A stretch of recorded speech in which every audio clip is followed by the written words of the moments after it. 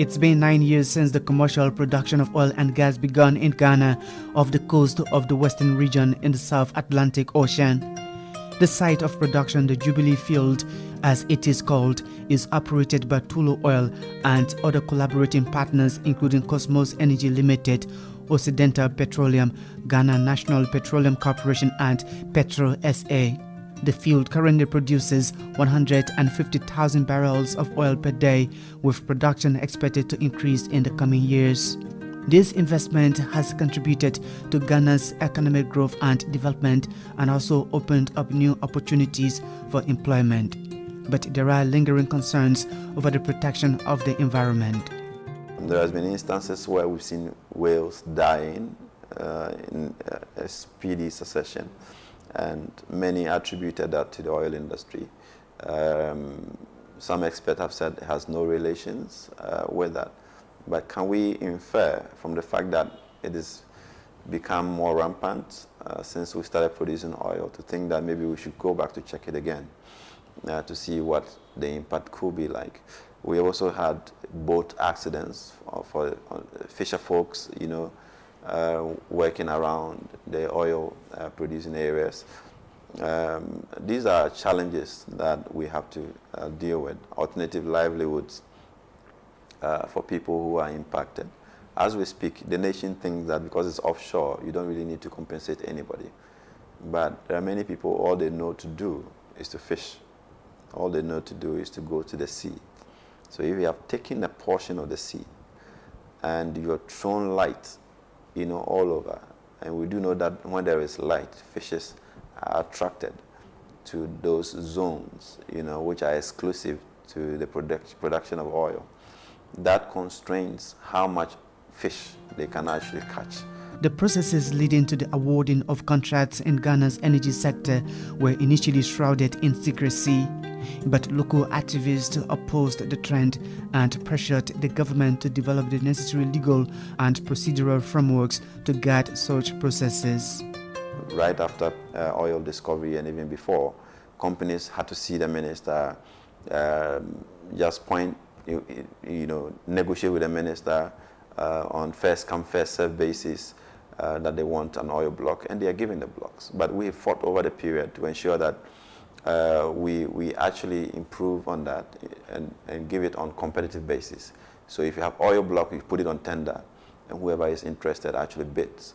That allows you to bring in more efficient and capable companies, and not just the friends of political entities or people. So that we have now, and for the first time, Ghana has gone through a competitive process to award an oil block, and we increasingly seeing the more capable companies interested in Ghana. The story we have heard about Ghana's energy sector is a familiar one.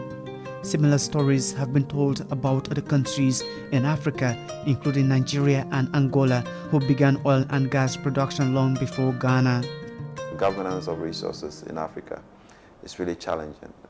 Challenging mainly because of the political economy around us, where corruption is really, really high. Systems are really weak. Institutions, badged to political will, and political decisions. So over time, we've been trying to see how we can engage in building institutions, supporting institutions, speaking for them when we have to allow them to operate independently. But consistent campaign for the sensible management of the mineral wealth of Ghana is paying off.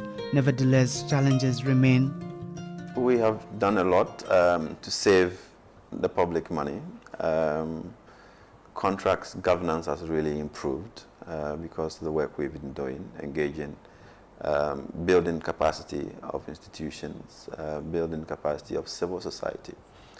We've had the opportunity to train media, some of the media personalities, and we've seen their reporting improve, and they continuously engage us to ensure that we can diversify the advocacy approach and not just a few institutions monopolizing the space, but all of us can be part of the advocacy. And even in the power sector, there are instances where we've saved Ghana a lot of money because of the analysis we did to stop contracts that were virtually approved, from going through in Parliament. We've supported Parliament to analyze a lot of contracts that have improved the contract terms and the laws that have been passed. The Petroleum Exploration and Production Law, we were very central in ensuring that that law, was properly discussed and improved upon. And because of the relationship we have with government, they are increasingly referring their documents to us for us to make inputs into them, to improve on the governance of natural resources. As proceeds from this sector continues to trickle, ACEP and other civil society bodies continue to advocate for equal distribution of the country's mineral wealth for the benefit of all of its citizens. As far as resource governance is concerned, we're working on studies on gender and how resource extraction affects women and men and children. We've also been looking at persons with disability. That conversation has been missing for so long, but they hold equal rights in their resource ownership like anybody else. But we don't have a conversation about how do we account for their interests, in the resources that we all own. And I keep saying that it's a very thin line between the able and disabled, because on one day you're on the other side, the next moment you're on the other side. So we need to account for them. So we've been looking at understanding what the challenges are as far as persons with disability is concerned, and how resource revenue can also be re-engineered to account for those challenges that they are faced with. So we've been looking at projects that are receiving resource revenue to see how they are constructed, whether accessibility is provided, can the schools take persons with disability, do we have enough schools, for example, in this country to actually allow them to also receive capacity. And it's been exciting to really see that there is a lot we can do to support that constituency. As the oil and gas sector of Ghana continues to expand, with many investors still bidding for oil blocks, many Ghanaians hope that environmental concerns will be placed at the heart of future agreements.